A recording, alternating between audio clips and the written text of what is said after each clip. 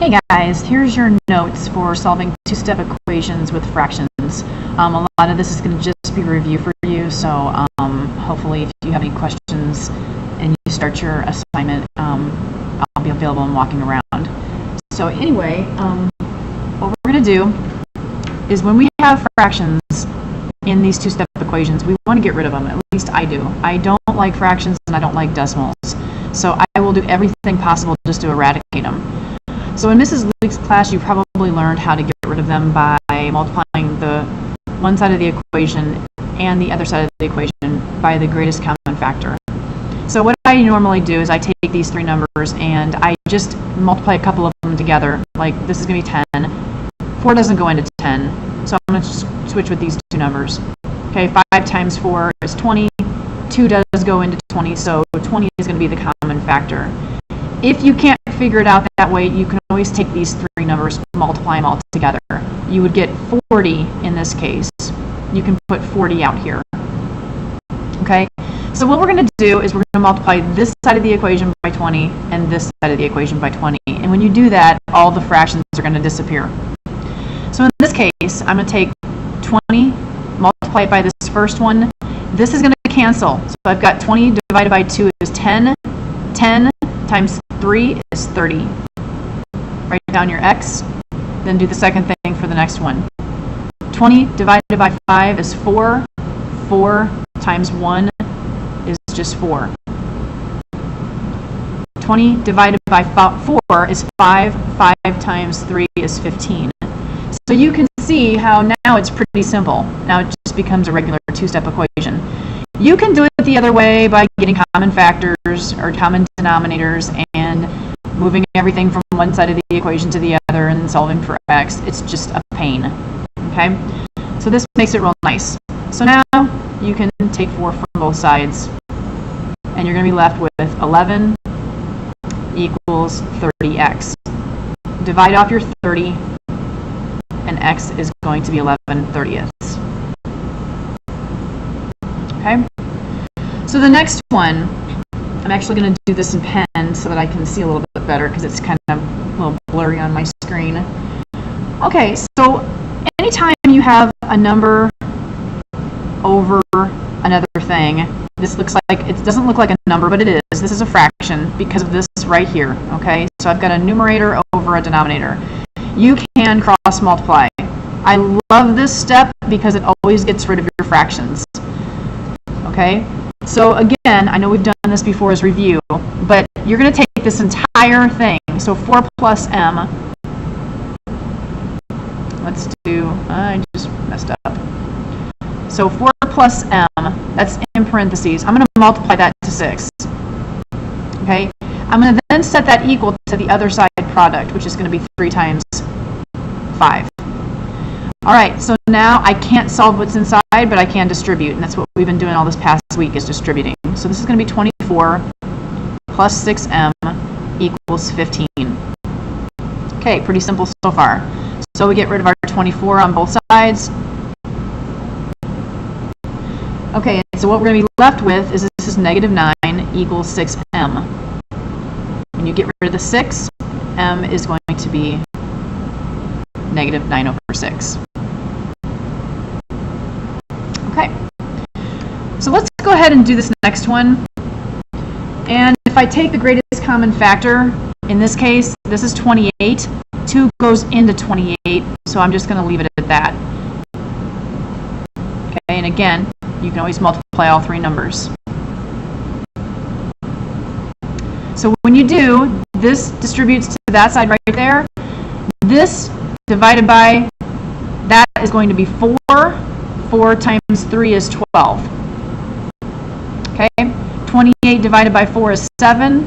7 times 1 is 7. Carry your y. And then this is going to be 14.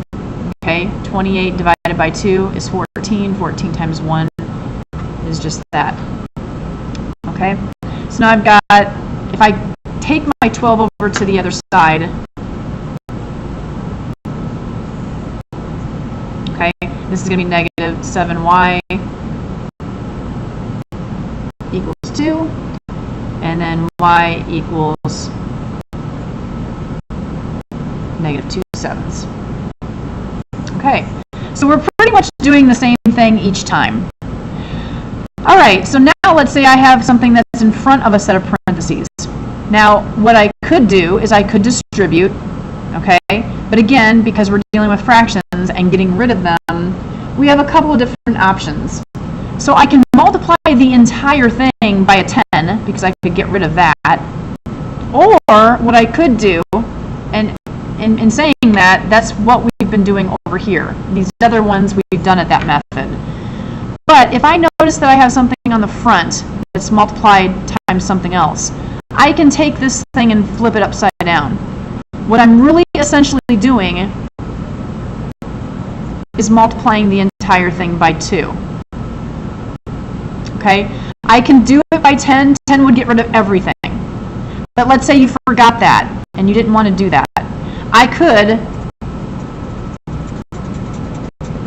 take this right here, and I could flip it upside down and multiply it to the other side. You're going to come out with the same answer. It's just going to take you a little longer. So again, in just repeating, you can do what we've done up here, multiply the entire thing by 10. It will wipe it out completely like it did here, here, and here. But let's just say you forgot. Okay? Anytime there's something on the front of another unit, you can flip this thing upside down and move it to the other side. Now this is going to render a couple extra steps, but I'm just showing you this so that you know, okay, there's different ways to do these. Okay, so what I'm going to be left with is this is going to be 4 minus k. Okay, when I multiply this, it's going to be 4 over 5. Now, realize that this thing right here, it doesn't look like a fraction, but I do have a fraction here.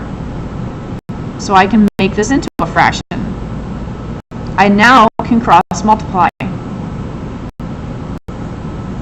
Okay, so if you're doing this and you didn't multiply it all by 10, this is what you're going to look like. It's going to be 5 times this product right here, 4 minus k. This product has to equal 4 times 1. Okay, so now we've got 20 minus 5k equals 4. And now we can subtract 20 on both sides. This is going to be negative 16 equals negative 5k. So now when I solve for this, I divide off that negative 5, and I'm going to have k equals 16 over 5. This is the same exact answer you would have gotten if you multiplied the entire thing by 10. Okay?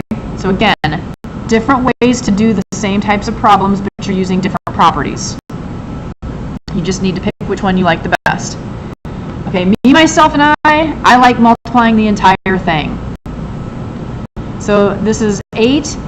8 times 3 is 24. Usually if I multiply them all 3 together and I get a big number like that, I'll divide the whole thing in half. So 24 divided by 2 is 12. They all do go into 12. Okay, so let's multiply this whole thing by 12. Okay, so 2 divided by 12 is 6. 6p is what I'm going to have here. 4 goes into 12 3 times. 3 times 3 is 9. 3 goes into 12 4 times, and I'm going to have 4p. Okay, so now I'm going to subtract. Whoops, not that one. Okay, I'm going to subtract my 4p on both sides. I'm going to combine those like terms. So this is 9, and this is 2p. So p is going to be 9 over 2. All right. Now this one, I don't know why they have an a here, but I'm going to have you guys remove this. So just get rid of that. Okay, so my actual problem is just going to be this. Okay, so if you notice, this is 12. 12 times 2. I'm sorry, not 12. 24 times 2 is 48. That's kind of big. I can take 24. That does work. But 12, 4 also goes into 12. So let's try 12. Okay, so again, 4 goes into 12 3 times. 3 times 3 is 9. 6 goes into 12 2 times. 2 times 5 is 5. and then 2 goes into 12 6 times, and I'm going to be left with 6x. Wait a minute. This is going to be 2. This should be 10. Okay.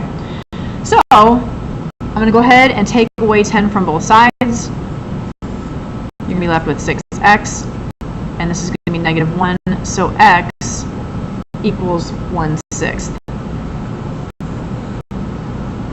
Okay. So hopefully you see that, when you're dealing with fractions, it's not so bad, and you can really just get rid of them, and it makes it a whole lot easier, especially when you're dealing with these types of problems. So when you're done, if I haven't already passed out your worksheet, you can go ahead and ask for it and get started on that, and get done with that by the end of the hour. So good luck, and we'll talk to you soon. Bye.